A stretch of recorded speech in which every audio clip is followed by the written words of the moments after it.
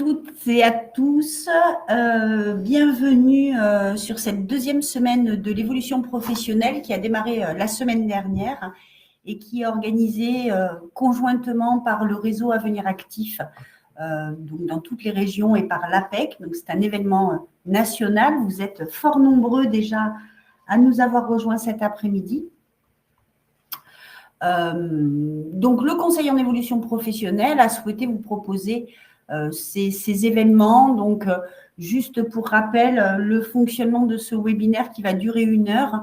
Vous avez un chat à votre disposition. Je vois que vous êtes bien nombreux déjà à arriver.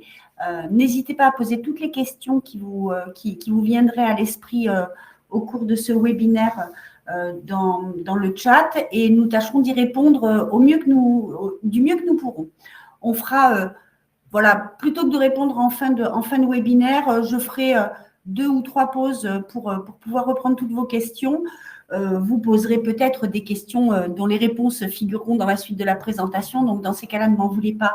Je passerai aux questions suivantes. Mais en tout cas, vous aurez, je l'espère, tous une réponse à vos interrogations. Quelques mots pour commencer sur les semaines de l'évolution professionnelle, donc qui sont organisées, je vous le disais, par l'APEC et le réseau Avenir Actif. Avenir Actif étant l'opérateur du conseil en évolution professionnelle pour les salariés du privé et les indépendants. Événement qui se déroule donc sur 2 semaines, avec parfois, selon les thématiques traitées, la présence de partenaires régionaux ou nationaux. Nous sommes maintenant sur la 2e semaine donc qui commence aujourd'hui. Juste voilà, il y a un programme qui est composé de plus de 75 webinaires thématiques dont vous pouvez trouver la programmation complète. Il est toujours temps de vous inscrire si vous découvrez cet événement. Et sachez aussi que cet événement, il est 100% gratuit, accessible à tous. Et ce sont des webinaires donc nationaux, donc qui se déroulent uniquement sous format digital, mais on vous proposera également des replays si vous avez par exemple une thématique qui vous intéresse et vous n'êtes pas disponible, ce qui peut tout à fait arriver. Sachez que vous aurez des replays qui seront disponibles très vite sur le site des semaines de l'évolution professionnelle. Voilà pour cette petite introduction pour vous poser un petit peu le paysage. Je vais aussi me présenter parce que ça se fait quand on a été bien élevé. Donc moi, je suis Virginie Augros. Je suis coordinatrice pédagogique et j'appartiens au réseau Avenir Actif. Plus précisément, je suis en Occitanie. Alors, je ne sais pas s'il y a du monde d'Occitanie parmi vous, mais sachez-le, voilà, l'Occitanie est très présent sur le réseau Avenir Actif. Et donc, on est là à votre service. Alors, la thématique d'aujourd'hui, en tout cas celle pour laquelle vous êtes ici, c'est « J'expérimente un métier grâce à l'immersion en entreprise ». Donc, concrètement, de quoi on va parler? On va parler d'un mot barbare qui s'appelle la PMSMP, donc la période de mise en situation en milieu professionnel. Donc, qu'est-ce que c'est? À qui ça s'adresse? Quel peut être son objectif? Et puis, comment est-ce qu'on peut mettre en place une période de mise en situation en milieu professionnel qu'on appelle aussi souvent immersion en entreprise, période de stage. Voilà, ça vous parle certainement plus que nos sigles dont nous sommes pleins. Alors, pour commencer, un petit cas pratique. Voilà, moi, je vais vous parler de Jean-Christophe. Jean-Christophe, il travaille à la SNCF depuis une petite douzaine d'années et il est aiguilleur. Depuis quelques années, il a l'impression qu'il ronronne un peu sur son poste, il voudrait changer un petit peu. Il a candidaté sur d'autres postes en interne à la SNCF pour essayer de changer, de faire un pas de côté et de changer de fonction. Mais ces démarches sont restées vaines. Donc, cette évolution n'a pas pu avoir lieu au sein de la SNCF. Donc, Jean-Christophe s'est dit, voilà, la SNCF, il n'y a pas que la SNCF qui existe dans la vie. Et donc, il a commencé à réfléchir à ce qu'il pourrait faire. Et puis, il a pensé qu'il y avait quelque chose qu'il aimait beaucoup et qui est une passion que nous sommes nombreux à partager aussi, c'est l'œnologie et le vin. Voilà, Jean-Christophe, il aime le vin, il se considère plutôt comme un connaisseur et en tout cas comme un amateur éclairé. Et il s'est dit qu'il aurait peut-être envie de se reconvertir dans ce domaine-là et donc d'allier le travail à sa passion. mais les métiers du vin, c'est vaste. Et lui, ce qui l'intéresse, c'est plus précisément le métier de caviste. Donc, qu'est-ce qu'il a fait? Eh bien, il a pris rendez-vous avec le conseiller en évolution professionnelle parce qu'il ne sait pas trop par quel bout prendre les choses. Et puis, au cours de l'entretien, sa conseillère ou son conseiller lui a proposé de mettre en place une PMSMP. Donc, une PMSMP, période de mise en situation professionnelle. Jean-Christophe, qui est très motivé, a pris contact avec son réseau de cavistes, puisque comme c'est un amateur, il connaît plusieurs cavistes. Il a parlé de son projet et il a trouvé un caviste qui serait prêt à le prendre sur une période de stage. Donc, il est revenu vers sa conseillère en évolution professionnelle qui l'a aidé à mettre en place cette démarche. Alors, donc, comment est-ce qu'il a réussi à trouver cette période de stage? Ben, d'abord, il y est allé en ayant la capacité de communiquer autour de la passion qu'il a pour le vin. Et puis, ce qui est intéressant, c'est que les professionnels, en général, ils aiment bien parler de leur métier parce qu'ils aiment bien faire découvrir leur métier, en particulier quand ils l'aiment. Et souvent, caviste, c'est un métier de passion. Et puis, il a argumenté aussi en disant que cette période de stage ou d'immersion, ou cette PMSMP, ne coûterait rien à la structure. Ce qui se passe très concrètement, c'est que le caviste qui est prêt à l'accueillir en stage a prévu pour lui un planning, des jours où il va pouvoir l'accueillir au sein de l'entreprise. Cette immersion, en plus, peut se dérouler tout à fait le week-end. Donc, Jean-Christophe, ça ne l'empêche pas d'exercer son métier. Il n'est pas obligé forcément de prendre une période de congé pour pouvoir effectuer ce stage. Son employeur n'est pas au courant, d'ailleurs. Et puis, tous les aspects administratifs et tout ce qui est assurance contre le risque accident du travail, c'est pris en charge par le conseil en évolution professionnelle. Donc, en fait, Jean-Christophe, il a pu passer ainsi 3 week-ends de suite à observer le métier de caviste et ça lui a permis de vivre le métier et donc d'en mesurer un petit peu les tenants et les aboutissants en étant de l'autre côté de la barrière, pas côté client, mais côté caviste, justement. Et ça lui a permis de valider son projet qui va lui permettre d'évoluer vers cette fonction-là.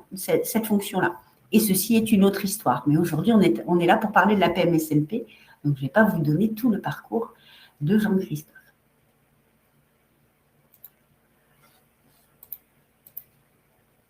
Donc, voilà, l'immersion, c'est vraiment une étape dans la construction du projet. Donc, ça permet de connaître en profondeur le métier parce qu'on l'a vécu, y compris dans ses aspects un peu subjectifs, puisqu'on a tous une idée un petit peu idéale du métier vers lequel on voudrait se diriger.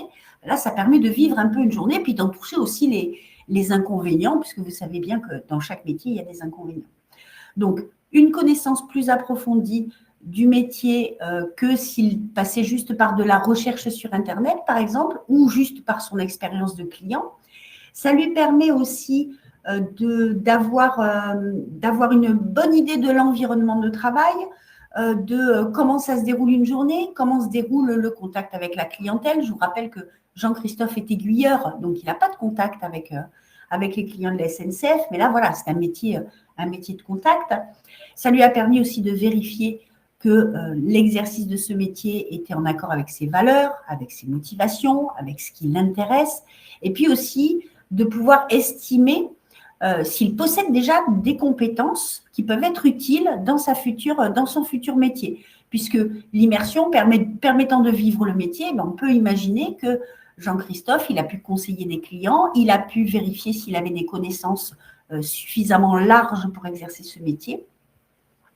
Ça permet aussi d'avoir une première expérience, une période en milieu professionnel. Ce n'est pas comme le stage qu'on fait tous ou qu'on a tous fait en 3e et où on observe un professionnel en train de travailler. Là, il aura mis la main à la pâte. Alors, certes, pas comme un vrai professionnel, mais en tout cas, il aura touché du doigt quelques missions qui pourraient lui convenir. Et puis, ça permet aussi de se constituer déjà des opportunités, puisque ça permet aussi de renforcer son réseau, voire commencer à développer son réseau quand on veut se diriger vers un métier pour lequel, pour l'instant, on n'a pas encore de contact.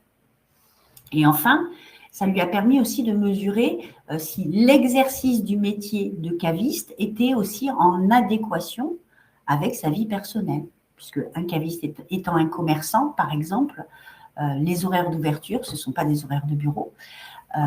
Et puis en discutant avec le professionnel, il va avoir mesuré des choses aussi triviales que combien ça gagne un caviste, qui peut être un facteur déterminant dans l'élaboration d'un projet professionnel. Donc, vous voyez, l'immersion, la PMSMP, elle est vraiment au cœur du projet parce que c'est un moment de confrontation avec l'objectif qu'on veut atteindre et qui va nous permettre souvent de valider ou d'invalider un projet qu'on aurait élaboré de façon un peu théorique, on va dire. Voilà, ça permet de passer de la théorie à la pratique, si je pouvais résumer un petit peu. Donc voilà, un outil de développement du réseau, d'évaluation de ses compétences et de l'écart avec ce qui est attendu. Un espace aussi de confrontation avec l'environnement de travail, de découverte aussi, parfois, ça peut être une découverte, de mesure des compétences. Voilà, en tout cas, ça permet d'avoir une vision réaliste du métier et qui correspond à une pratique de terrain. Ce que je voulais rajouter aussi, c'est que quand on parle d'évaluer ses compétences et mesurer les écarts avec ce qui est attendu, c'est une étape aussi importante dans la mesure où parfois accéder à un métier nécessite de passer par un parcours de formation. Donc, ça permet de mesurer sur quel domaine, sur quels aspects la formation va devoir porter pour que vous puissiez voir votre objectif se concrétiser.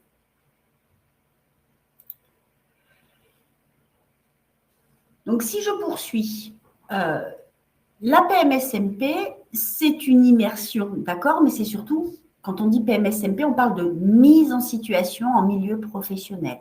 Donc, c'est une période d'immersion dans une entreprise, une association ou même la fonction publique, peut très bien vous accueillir en immersion, qui permet soit de découvrir un métier.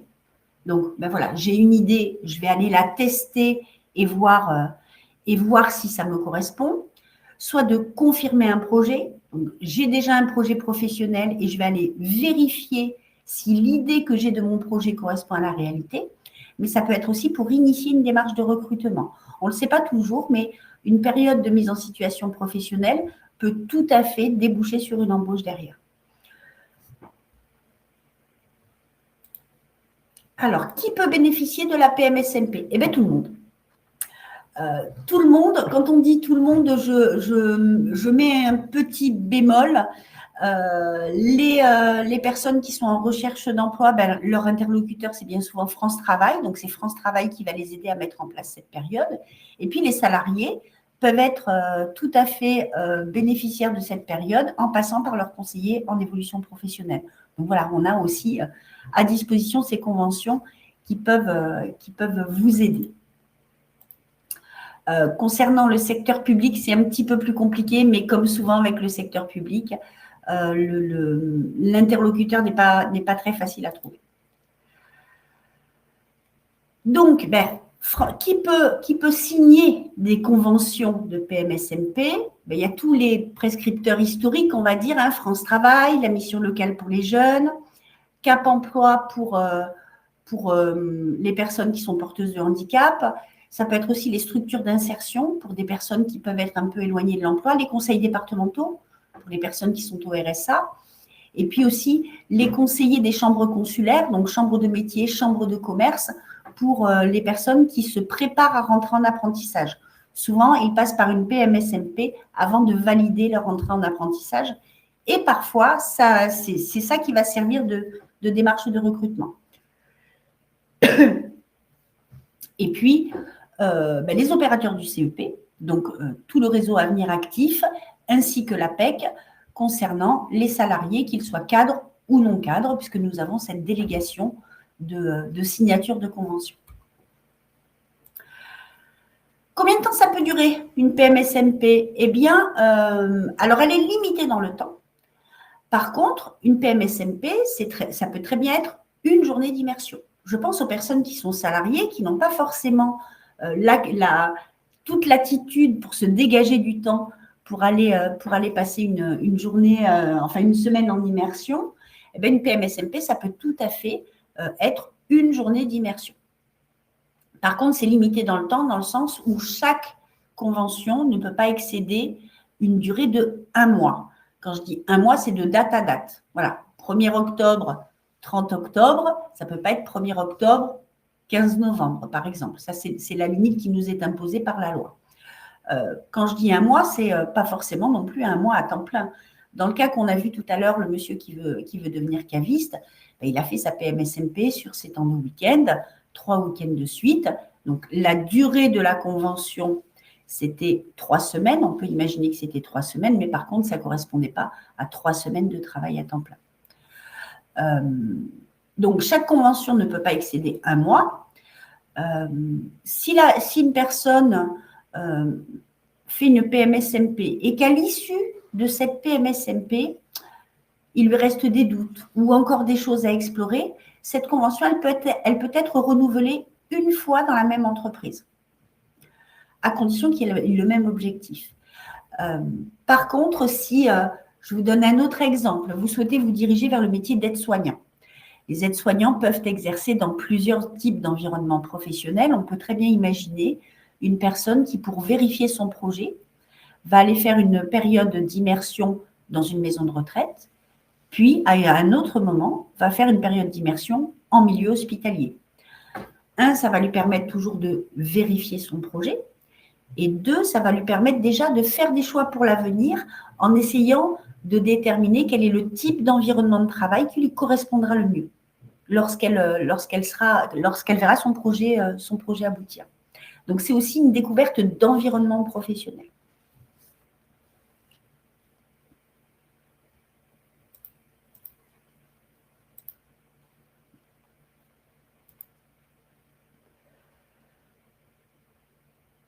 Donc, je vous le disais, on peut faire plusieurs PMSMP dans la même entreprise, mais par contre, pas plus de 2 PMSMP dans la même année.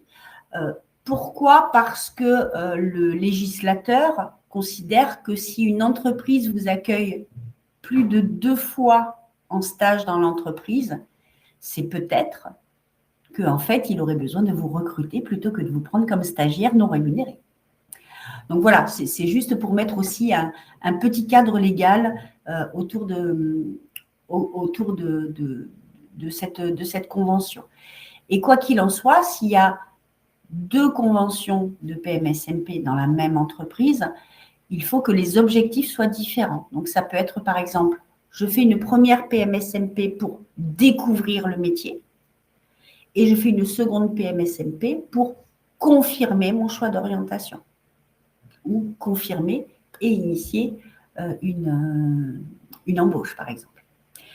Et cette durée, donc, ne doit pas excéder, quoi qu'il en soit, 60 jours sur cette période de 12 mois. Voilà. Au-delà, on considère, je vais dire un gros mot, mais qu'il y a peut-être une suspicion de travail déguisé.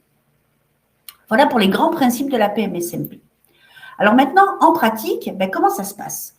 En fait, il y a une convention qui est signée entre vous-même qui souhaitez mettre en place une immersion, une entreprise qui va vous accueillir, et puis l'organisme prescripteur dont je vous ai parlé, donc qui peut être selon votre statut, France Travail, le Conseil en évolution professionnelle, l'APEC, etc.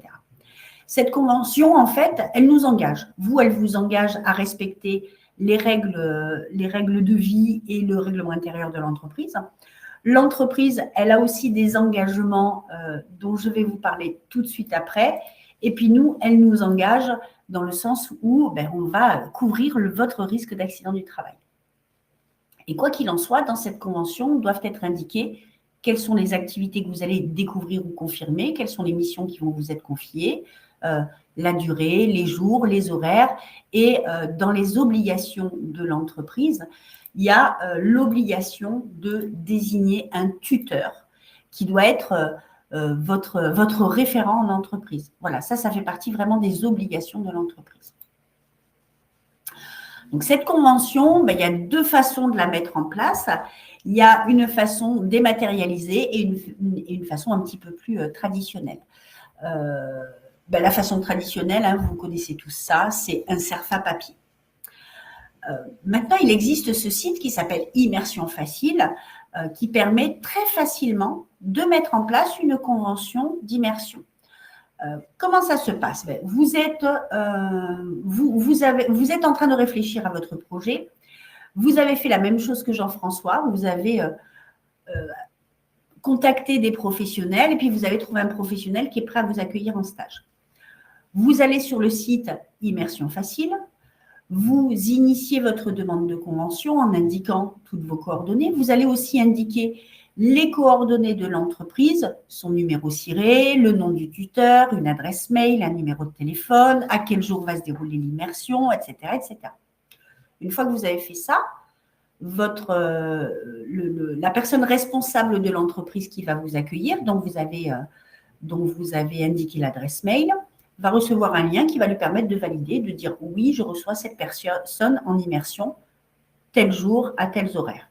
Et une fois que cette personne a signé, c'est le prescripteur dont on a parlé, donc Avenir Actif, l'APEC, France Travail, etc., qui va à son tour procéder à la signature. Donc, comme tout est dématérialisé et passe par des liens qui sont transmis par mail, ça peut se faire très vite. Pour un CERFA, c'est un petit peu plus compliqué parce qu'il faut des signatures originales. Donc, en général, il faut compter un délai qui est un petit peu plus important, mais qui reste quand même très raisonnable. Mais voilà, la convention en ligne, c'est une nouveauté depuis quelques années qui facilite grandement les immersions, parce que parfois, c'est aussi compliqué de dire à une entreprise qui est prête à vous accueillir, « Ah ben oui, mais la procédure, elle va prendre 15 jours.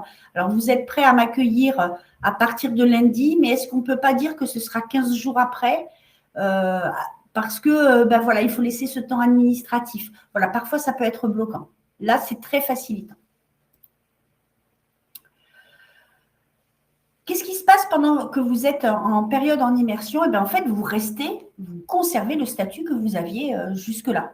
Donc, si vous êtes en recherche d'emploi, vous restez en recherche d'emploi. Si vous êtes indemnisé, vous avez la même indemnisation. Si vous êtes salarié, vous restez salarié de votre entreprise. Donc, vous n'êtes pas employé de l'entreprise qui va vous accueillir et vous n'êtes pas rémunéré non plus par celle-ci. La PMSMP, si vous êtes salarié, doit se réaliser obligatoirement en dehors de votre temps de travail, même si votre employeur est d'accord. Pourquoi? Parce que sinon, c'est compliqué au niveau de l'assurance du risque. Et si c'est sur votre temps de travail, votre employeur est censé continuer à vous rémunérer, mais parfois, voilà, il peut y avoir des confusions. Donc, la règle, c'est quand on est salarié, qu'on met en place une PMSMP, c'est toujours en dehors du temps de travail. Donc, s'il y a des jours où vous ne travaillez pas, les week-ends par exemple, ou si vous avez une journée de repos dans la semaine, ça peut tout à fait se mettre en place à ce moment-là. Ça peut être pendant vos congés, vos RTT, ça peut être aussi le soir. Donc voilà, votre employeur ne vous rémunère pas durant cette période-là. Et par contre, vous n'êtes pas du tout obligé de l'informer. Si vous avez un projet d'évolution professionnelle ou de reconversion professionnelle et que vous jugez qu'il est prématuré d'en discuter avec votre employeur ne sera pas informé que vous avez mis en place une PMSMP. Et ce qui se passe, voilà, c'est que c'est la structure qui a signé la convention avec vous, donc la structure d'accompagnement, je veux dire, qui va couvrir le risque accident du travail et maladie professionnelle. Je vous disais, donc voilà, vous allez suivre les règles en vigueur dans l'entreprise. Et puis, ça n'est pas limité dans ses modalités, la PMSMP. C'est-à-dire que si le travail s'exerce de nuit, vous pouvez faire une PMSMP de nuit. Si le métier s'exerce le week-end, vous pouvez tout à fait faire une PMSMP le week-end. Et vous devez respecter, bien sûr, les règles de santé et de sécurité au travail. Et donc, après votre PMSMP, vous retrouvez votre poste tel que vous l'avez laissé et ça n'aura pas d'incidence, en tout cas. Je vous le disais aussi tout à l'heure, ce qui est obligatoire, pardon, je vais un petit peu vite, c'est la désignation d'un tuteur en entreprise qui doit vous accueillir, vous aider, vous informer, vous guider et aussi vous évaluer. À chaque fois qu'il y a une période de mise en situation, je vous disais, il y a 3 motifs. Découvrir un métier, valider un souhait, une piste professionnelle ou initier une démarche de recrutement. Dans la mesure où il y a un objectif, à un moment donné, il faut mesurer l'objectif. Donc, vous-même, vous allez auto-évaluer ce qui s'est passé. En tout cas, vous allez en tirer des conclusions. Mais le tuteur aussi va pouvoir va pouvoir se prononcer en disant, notamment sur vos motivations, sur les compétences que vous avez déjà qui sont transposables sur le nouveau métier, etc., etc. Donc, le rôle du tuteur, il est plutôt important. Alors, je ne sais pas si vous-même, vous avez eu l'occasion d'accueillir des stagiaires. C'est un engagement de la part du tuteur et de l'entreprise qui vous reçoit, parce que ça prend un petit peu de temps quand même de s'occuper d'un stagiaire. Mais en général, c'est très intéressant quand on a ce rôle de tuteur. Et donc, voilà, à la fin de l'immersion, on attend de votre tuteur et de vous-même que vous fassiez un petit bilan. Qu'est-ce que j'ai fait durant cette période? Qu'est-ce que j'ai pu observer? Sur quel aspect du métier je me suis sentie le plus autonome, le plus à l'aise? Qu'est-ce que ça m'a apporté? Est-ce que j'ai déjà pu identifier des atouts qui sont les miens que je pourrais amener dans ce nouveau projet? Et puis, voilà, mesurer aussi les compétences qui me manquent. Je vous le disais aussi tout à l'heure. Est-ce que j'ai besoin d'une formation pour exercer le métier? Et cette formation, sur quoi est-ce qu'elle doit porter? Et donc, quel va être le pas d'après, finalement? Une fois que cette immersion ou ces immersions sont faites, quelle est la décision que je prends suite à cette ou ces immersions? Est-ce que je poursuis dans cette voie ou pas? Et si je poursuis dans cette voie, comment je vais pouvoir parvenir à faire en sorte que ce souhait de reconversion ou d'évolution puisse se concrétiser? Enfin, une question qu'on pose souvent, est-ce qu'on peut faire une immersion en milieu professionnel lorsqu'on est en arrêt maladie? Alors, la réponse est oui. Si vous êtes en arrêt maladie, vous pouvez tout à fait mettre en place une immersion professionnelle. Je vous prends un cas extrême, mais qui arrive néanmoins malheureusement souvent. Une personne qui est salariée, qui a des problématiques de santé, qui est en arrêt maladie et qui ne pourra pas reprendre sur son poste parce que son état de santé n'est pas compatible avec le métier qu'il exerçait jusqu'alors. Durant son arrêt maladie, avec le soutien du médecin du travail, par exemple, il peut réfléchir à une nouvelle orientation professionnelle qui soit compatible avec son état de santé. Et on ne parle pas que de santé physique, ça peut être aussi la santé psychique. Donc, il peut réfléchir à des pistes qui soient soutenables pour lui au regard de sa situation. Et lors de cette réflexion, il peut choisir d'être accompagné par le CEP, dans le cadre d'un accompagnement, d'un bilan de compétences, par exemple, ou même les deux.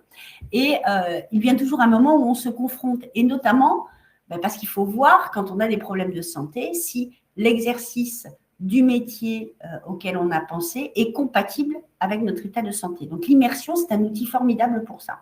Et même en arrêt maladie, on peut mettre en place une immersion.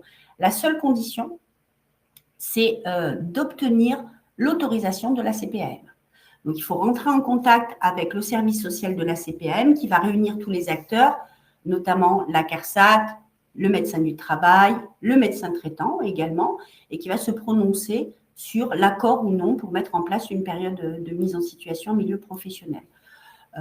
En général, comme ça va vraiment dans l'intérêt du salarié qui est en arrêt, c'est accordé. Donc, la PMSMP, c'est une possibilité. La CPAM peut aussi mobiliser quelque chose qui est équivalent à la PMSMP, qui s'appelle l'essai encadré. Donc là, c'est plus le conseil en évolution professionnelle qui va être signataire de la convention, c'est directement la CPAM.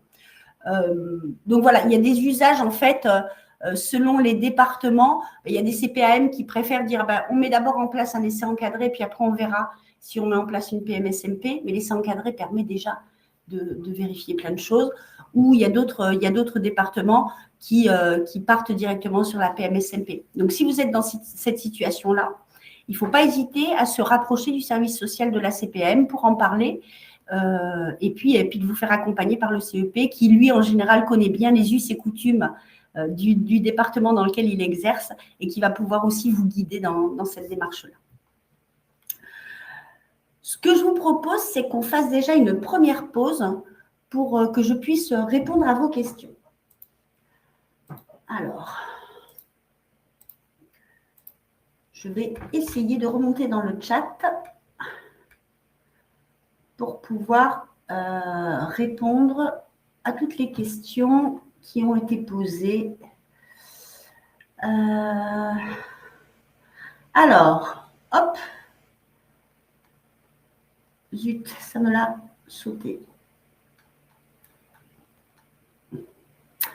Alors, j'ai vu une personne qui dit que elle est titulaire d'une reconnaissance travailleur handicapé et qui veut savoir s'il est possible de faire une immersion plus longue que les journées du Day. Ben oui, justement, la PMSMP, du Day, pour ceux qui ne connaissent pas, c'est un événement qui est organisé dans le cadre de la semaine du handicap et qui permet justement de faire une journée d'immersion sur un poste. Voilà, la PMSMP, oui, ça permet une période d'immersion qui soit bien plus longue. Voilà, je vous ai dit, hein, jusqu'à un mois calendaire. Donc oui, bien sûr, on peut tout à fait le mettre en place. Donc, une PMSMP pendant un arrêt maladie ou pendant qu'on fait un bilan de compétences. J'ai répondu à cette question. Est-ce possible de faire une PMSMP de manière spontanée sans être en emploi ou inscrite à France Travail? Alors, il faut forcément quelqu'un qui signe la convention. Donc, soit vous êtes sous statut indépendant et là, votre interlocuteur, ça va être le conseil en évolution professionnelle.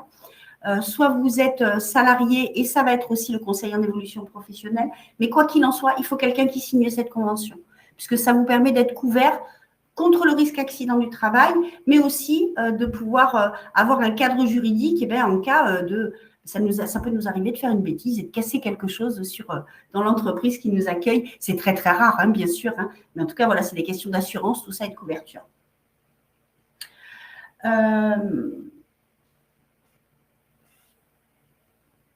Oui, je vous confirme que quand vous faites une PMSMP, l'employeur n'est pas au courant. Donc ça, je vous le confirme. Pour un cadre de direction généraliste, peut-on solliciter une immersion pour découvrir une entreprise intéressante? Oui, tout à fait, bien sûr.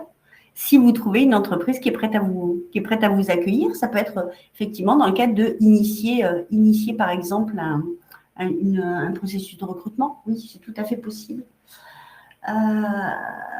Peut-on faire une immersion pour un métier pour lequel on a été formé mais n'ayant aucune expérience? Oui, ça peut être tout à fait le cas, puisque dans les motifs, ce n'est pas forcément découvrir un métier, c'est découvrir un métier et ou un environnement professionnel. Donc oui, ça rentre tout à fait dans ce cadre. Le site Immersion Facile ne recense que les entreprises qui ont déjà réalisé des immersions et ne souhaitent pas forcément être sursollicitées. Avez-vous d'autres pistes pour argumenter positivement l'acceptation d'une immersion en entreprise? Oui, tout à fait, bien sûr. En fait, se présenter pour une immersion en entreprise, ça se prépare. Et c'est justement l'objet de ce que je vais vous présenter juste après. Donc, vous verrez comment on peut s'y préparer.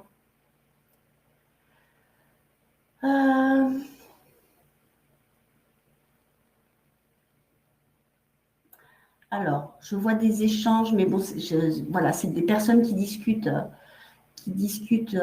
entre elles.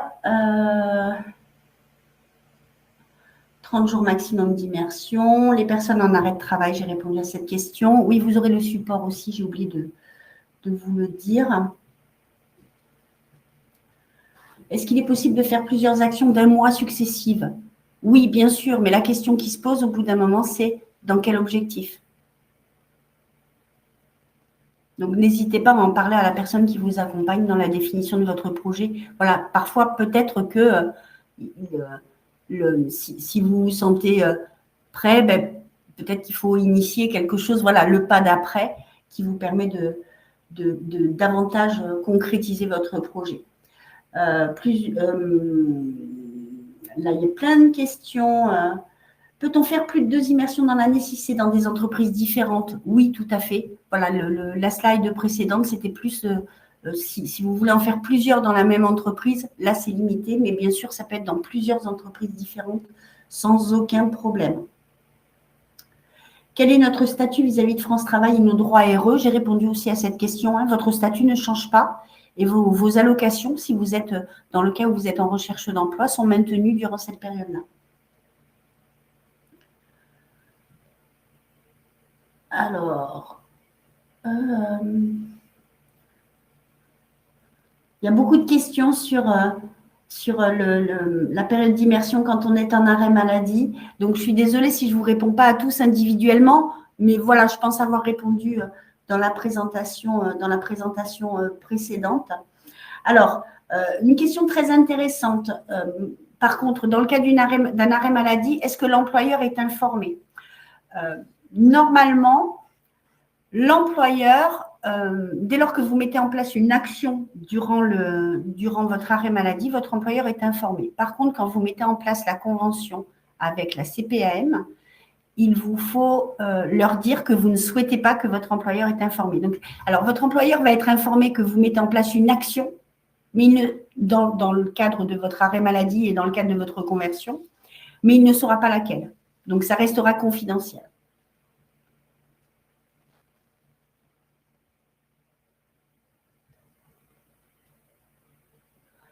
Y a-t-il des obligations sur la durée totale maximum du travail si on cumule le travail la semaine plus la PMSMP le week-end?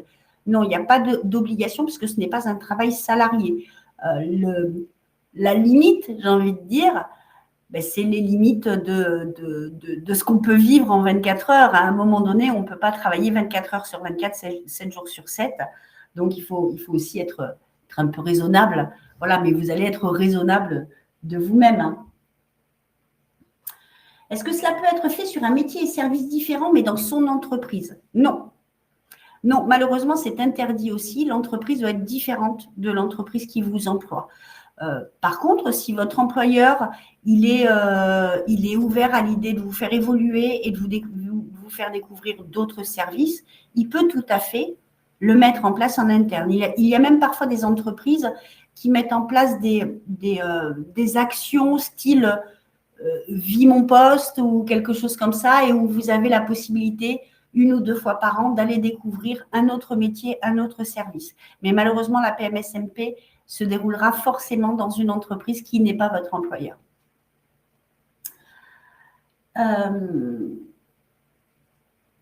Oui, bien sûr, on peut vous confier des tâches à faire. On pose la question de savoir si c'est une observation ou si on va vous confier des missions. Vous aurez des missions à remplir. Alors, pas forcément des missions extravagantes, on ne va pas vous laisser les clés de la boutique si vous me permettez l'expression, mais par contre, oui, vous allez vraiment découvrir le métier en le vivant. Et donc, oui, on me pose une question à nouveau sur l'arrêt maladie. Est-ce qu'on est obligé de mettre son employeur au courant? Non, c'est la CARSAT qui s'en chargera. Et voilà, je vous ai expliqué que si vous ne souhaitez pas que votre employeur soit informé précisément de l'action que vous êtes en train de mettre en place, il suffit de leur préciser, la confidentialité sera respectée. Personnellement, on m'a fait travailler lors d'une PMSMP. Est-ce légal? Oui, c'est légal, tout à fait. Alors après, il y a travailler et travailler. Donc, je vous disais, il y a l'obligation d'avoir un tuteur. Donc, il faut qu'il y ait un tuteur qui soit avec vous. On ne peut pas vous mettre sur le poste de travail et vous abandonner seul sur le poste de travail. Ça, par contre, ce n'est pas légal parce que ça ne correspond pas à ce qui est convenu dans cette convention et ça ne correspond pas aux obligations de l'entreprise d'accueil. J'ai du mal à saisir l'intérêt d'une entreprise à accueillir un stagiaire. Sont-elles courantes? Eh bien, oui, je vous assure que oui. Les entreprises font bien souvent l'effort d'accueillir des stagiaires, en particulier vraiment quand elles ont du mal à recruter, parce que ça leur permet de repérer des personnes que potentiellement elles pourraient recontacter par la suite. Donc oui, il y a beaucoup d'entreprises qui ont cet intérêt-là, alors qui ont cet intérêt intéressé, j'ai envie de dire. Et puis, les entreprises aussi sont bien conscientes, voilà, ce sont des êtres humains qui dirigent les entreprises, et souvent, elles ont cette fibre un peu sociale qui fait qu'elles sont intéressées pour rendre service à des gens qui voudraient valider des projets. Et enfin, troisième raison, ça peut être aussi parce que la façon dont vous l'avez argumenté, eh bien, elles ont envie de vous accueillir et de vous rendre service, tout simplement. Hein.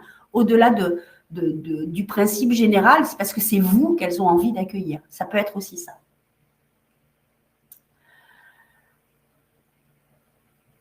Quelle différence entre l'essai encadré et la PMSMP? Ben, tout simplement, ce n'est pas les mêmes personnes qui signent la convention. Et l'essai encadré, il est limité, dans mon souvenir, à 10 jours, alors que la PMSMP peut aller jusqu'à 30 jours. Y a-t-il une liste d'entreprises mentionnant leur poste en PMSMP? Eh ben non, ça n'existe pas un poste en PMSMP. C'est vous qui allez devoir choisir et en tout cas explorer et aller chercher l'entreprise qui pourra vous accueillir en fonction de votre zone géographique et de votre projet. Par contre, quelqu'un avait mentionné que sur le site Immersion Facilité, il y a une liste d'entreprises qui se sont répertoriées comme étant entreprises accueillantes. Donc, vous avez un moteur de recherche qui vous permet par métier, par zone géographique, d'aller déjà consulter une première liste d'entreprises qui pourraient éventuellement vous accueillir. On en parlera un petit peu plus loin aussi dans la présentation de comment est-ce qu'on peut sélectionner les entreprises. Est-il possible de le proposer à une entreprise à l'étranger? Alors, ça dépend. Si l'entreprise fait partie de l'Union européenne ou de la Suisse, oui, c'est tout à fait possible de mettre en place une immersion en entreprise quand on est, par exemple, dans une région frontalière. Je pense aux personnes d'Occitanie, par exemple, qui voudraient mettre en place un stage en Espagne, ou aux personnes de Grand Est qui voudraient explorer la Belgique, le Luxembourg, la Suisse et l'Allemagne. Oui, c'est tout à fait possible. À ce moment-là, par contre, on est obligé de faire des conventions sous format papier. Vous avez vraiment, vraiment beaucoup de questions, hein. Un salarié en contrat d'insertion peut-il faire une PMSMP? Son employeur sera bien évidemment au courant puisque cela rentre dans son contrat d'insertion. Je suis pas certaine de comprendre cette question. Ce que je comprends, c'est qu'un salarié a un contrat un peu spécifique, peut-être un CDDI, donc un CDD d'insertion, et voudrait mettre en place une PMSMP. Oui, ça rentre dans le cadre de son accompagnement. Donc oui, là, à ce moment-là, l'employeur sera au courant, bien sûr. Mais par contre, l'employeur va lui libérer du temps, certainement. Du coup, faut-il impérativement le faire sur ses congés ou pas? Pas forcément les congés, ça peut être des RTT, ça peut être des jours où vous ne travaillez pas, ça peut être les week-ends, ça peut être le soir. Ça dépend vraiment de votre projet, encore une fois. En période de CSP, peut-on solliciter France Travail pour un CEP et une immersion? Oui, c'est tout à fait possible. Est-ce qu'en tant qu'auto-entrepreneur, on peut consulter un CEP pour avoir une convention PMSMP? Oui, tout à fait, bien sûr. Donc, nous, Avenir Actif, on reçoit toutes les personnes qui sont salariées du privé ou indépendants. Et une personne qui est sous statut indépendant peut tout à fait bénéficier d'une PMSMP. Et comment faire s'il s'agit d'un métier qui se fait en journée? Eh bien là, vous n'avez pas trop le choix, en fait, hein. Soit vous posez des jours, soit vous ne pourrez pas faire la PMSMP. Est-ce qu'en tant que senior, on a plus de difficultés à trouver une PMSMP ou une entreprise? Je n'en sais rien. J'ai envie de dire que ça dépend du métier, ça dépend de vous, ça dépend de comment vous vous présentez, encore une fois.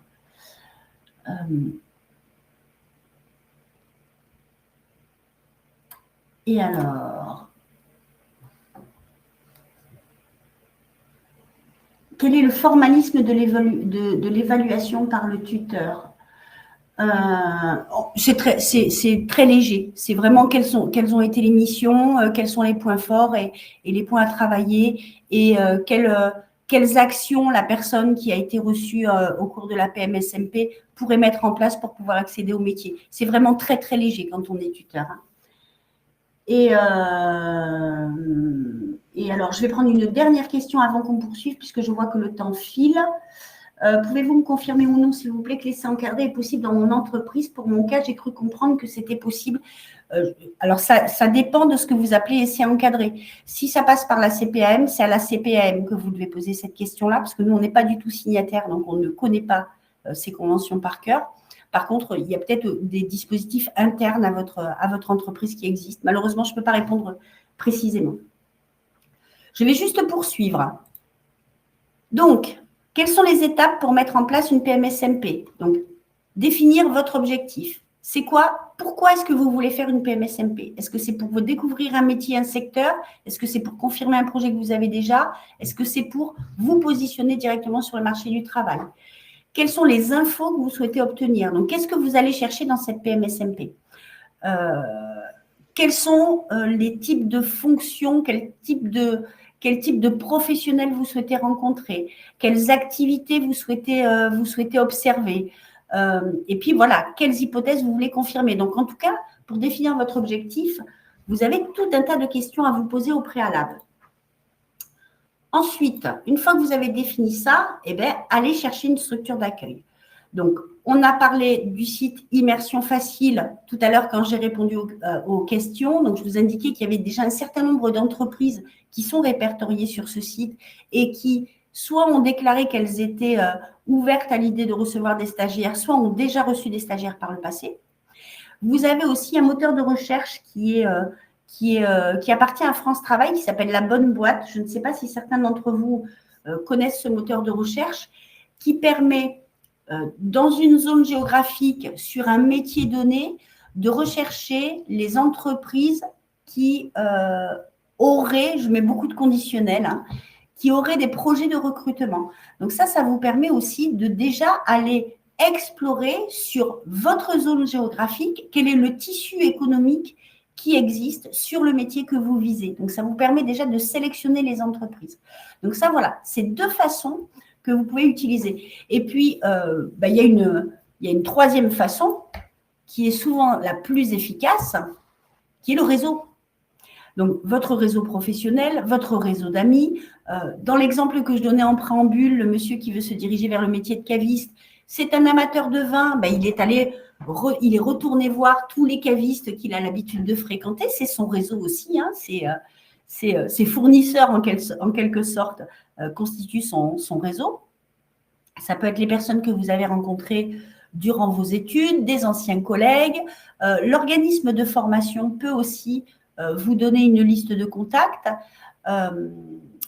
On néglige souvent, mais souvent on a des loisirs et dans le cadre de nos loisirs, on rencontre des personnes qui viennent de tous les horizons et qui peuvent aussi constituer du réseau. Et puis, on a aussi les réseaux sociaux professionnels. Donc, vous pouvez aussi faire une exploration par le biais des réseaux sociaux professionnels pour pouvoir commencer à utiliser les contacts que vous avez ou développer les contacts que vous souhaiteriez, qui seraient utiles en tout cas pour la suite de votre parcours. Et puis enfin, parlez-en à votre conseiller en évolution professionnelle. Votre conseiller va pouvoir vous aider à identifier les atouts que vous avez déjà et qui peuvent être transposables dans le métier que vous visez pour pouvoir justement vous présenter en montrant que vous avez des motivations, vous avez déjà des connaissances, vous avez déjà des compétences et que vous n'allez pas être juste là pour observer et que vous allez montrer vraiment un intérêt très fort à ce qui va se passer sur le lieu de l'immersion. Il va pouvoir aussi vous aider à vous préparer à vous présenter, ne serait-ce que ça, à préparer votre pitch d'accueil.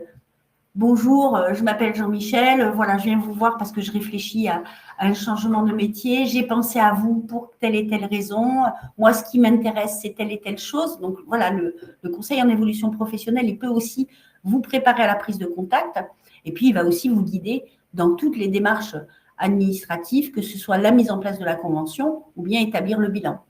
Et ce que je voulais vous dire aussi, c'est que le conseil en évolution professionnelle, il va vous aider pour ce qui va se passer après votre ou vos immersions en entreprise, selon le résultat que ça donne. Si cette immersion vous a permis de valider votre projet, il va vous aider à identifier les compétences à développer, quel parcours de formation, avec quel type de financement, quel dispositif. Voilà, il va vous accompagner tout au long du chemin, j'ai envie de dire.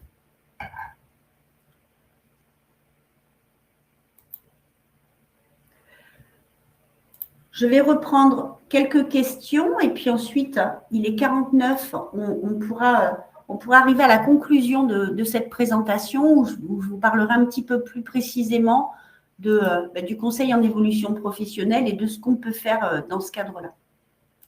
Alors, je vais attraper le chat. Ah, je l'ai perdu. Voilà.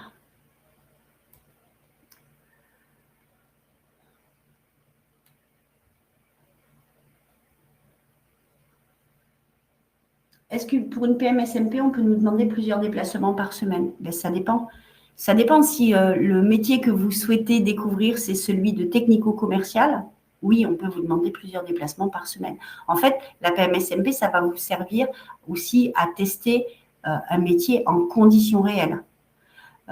Par contre, on ne peut pas vous exploiter au cours d'une PMSMP. Ce n'est pas joli ce mot, hein, mais oui, on peut pas. Vous n'êtes pas un salarié. C'est ça qu'il faut retenir. Vous n'êtes pas un salarié. Vous êtes quelqu'un qui découvre un métier.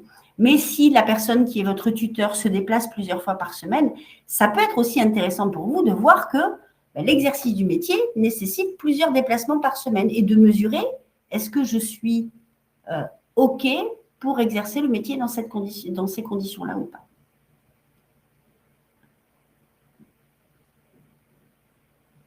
Donc, je vois que mon collègue Corentin qui est là, qui vous envoie des messages, vous envoie plein de liens qui peuvent être utiles. Une personne dit qu'il est difficile de trouver une PMSMP sans le réseau. Souvent, c'est le réseau qui fonctionne le mieux, hein, très sincèrement. Alors,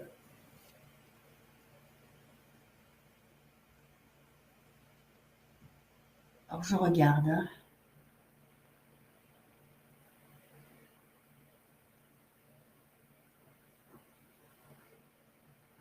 Alors, j'ai une question qui concerne plus France Travail. Voilà, il y a une personne qui demande si France Travail, avant d'enclencher, enfin de déclencher un financement pour une formation, vous demande si vous êtes en recherche d'emploi, de mettre en place une PMSMP avant de vous donner l'accord de financement. Est-ce qu'on a plus de chances d'avoir un financement par France Travail si on fait une immersion plus longue ? C'est France Travail qui va vous donner la règle. Ça dépend des métiers, en fait. Si le métier il est très porteur d'emploi, ils vont être moins exigeants que si le métier il est plus rare, où là, ils vont vous demander de valider. En général, ils vous demandent de faire 2 semaines d'immersion. Mais c'est vrai que si c'est un métier qui est très porteur d'emploi, où il y a une grosse pénurie de main-d'œuvre, ça va être plus facile d'obtenir le financement. Je voudrais devenir conseillère en évolution professionnelle. Est-ce que je peux envisager une PMSMP ? Alors, oui, sauf que le conseil en évolution professionnelle, vous m'apportez une transition absolument magnifique. Le conseil en évolution professionnelle, c'est un service public qui est destiné à tous les salariés et les indépendants et qui permet notamment de faire le point sur sa situation professionnelle, sur ses projets, et de mettre en place des stratégies. C'est un service qui est gratuit, que vous pouvez mobiliser tout au long de votre vie professionnelle et qui est confidentiel. Donc, mettre en place une PMSMP, c'est possible, mais il faut que vous trouviez un conseiller ou une conseillère en évolution professionnelle qui soit prêt à vous accepter malgré le fait que la règle qui prime tout ça, c'est la confidentialité. Donc voilà, ça peut poser des soucis par rapport à la confidentialité. Donc pour terminer, voilà, ça répond à votre question. C'est possible, mais voilà, il vous faut être très convaincant. Pour finir, le conseil en évolution professionnelle, c'est un service qui est neutre aussi. Donc on va vous accompagner, mais sans prescrire quoi que ce soit. Ce n'est pas nous qui allons vous dire ce que vous avez à faire dans votre vie, mais par contre, on va vous donner des outils pour réfléchir, pour comprendre, pour prendre du recul, pour prendre des décisions. C'est un service qui est de proximité. Donc, partout en France, vous avez un lieu d'accueil physique très proche de votre domicile. Et si vous ne pouvez pas vous déplacer, ça peut tout à fait se faire à distance. Donc, on fait de la visio du téléphone. Hein, et il est personnalisé, ce service. Il est personnalisé dans ses modalités. Donc, je vous disais présentiel ou distanciel, mais aussi dans les objectifs qu'on va poursuivre. Donc, on va décider ensemble quel est votre objectif. En tout cas, il va s'adapter à votre demande.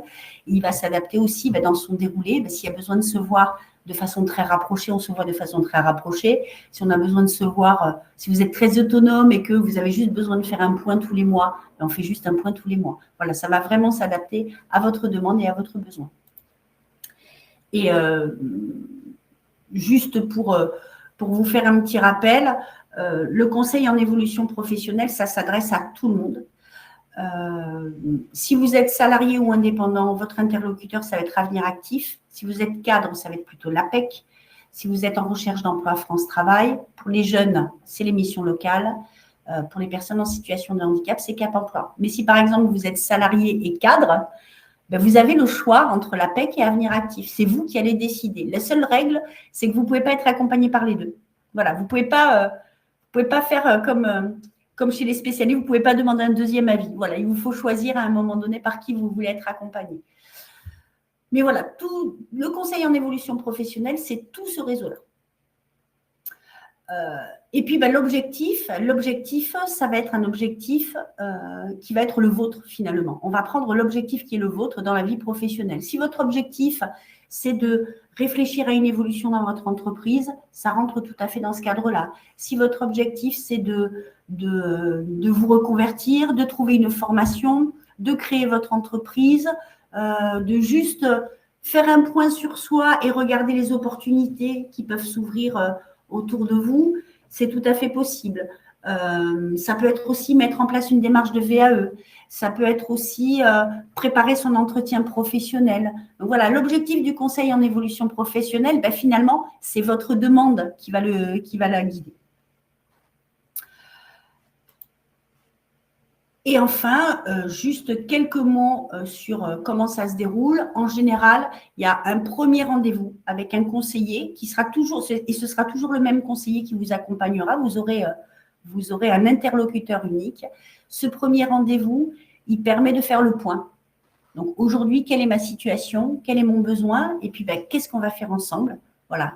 De quelles infos j'ai besoin et comment j'ai besoin d'être accompagnée. Et puis par la suite, il y a un accompagnement plus long qui peut s'engager si vous le souhaitez. Vous avez toujours le choix, ça peut s'arrêter au premier rendez-vous, où vous allez pouvoir être appuyé, soutenu, avoir des informations, être épaulé, avoir parfois un appui technique pour pouvoir mener à bien votre projet. Donc, en général, c'est des rendez-vous individuels. On peut aussi imaginer mettre en place des ateliers collectifs. Nous, en Occitanie, on en fait, en tout cas, sur diverses thématiques. On va aussi vous proposer des ressources en ligne pour avancer. Et puis surtout, on va vous donner aussi une méthodologie et une épaule qui va vous accompagner pas après pas dans la réalisation de vos projets. Pour prendre rendez-vous, vous avez un site qui est unique, qui est moncep.org, où vous allez mettre votre localisation et vous allez pouvoir trouver le conseiller en évolution professionnelle le plus proche de chez vous. Si vous êtes cadre et que vous préférez être accompagné par l'APEC, vous pouvez contacter directement l'APEC de votre département qui vous proposera un rendez-vous. Et les objectifs, ce sera le même, hein, que vous soyez accompagné par l'APEC ou par Avenir Actif. Voilà, on poursuit tous le même objectif, à savoir vous accompagner dans vos projets. Je vais juste vérifier, il est 58, j'ai tenu un peu le timing. Donc, je vais juste vérifier s'il y a quelques questions auxquelles je n'aurais pas répondu.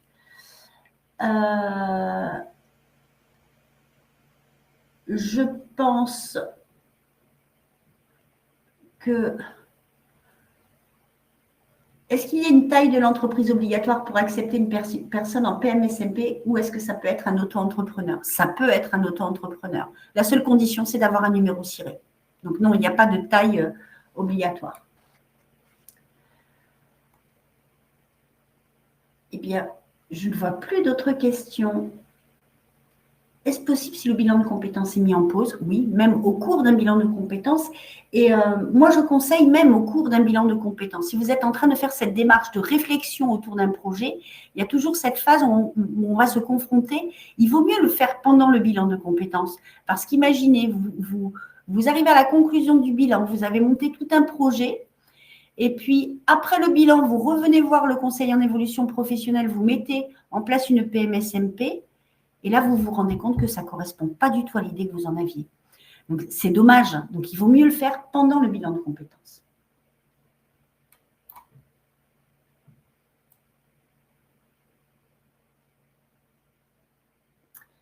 Et je pense que j'ai répondu à toutes vos questions. Et il est 15h59.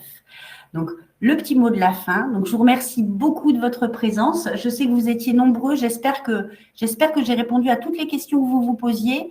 Ne m'en voulez pas, il y avait beaucoup de questions. Si j'ai raté la vôtre, j'espère que vous ne m'en voudrez pas.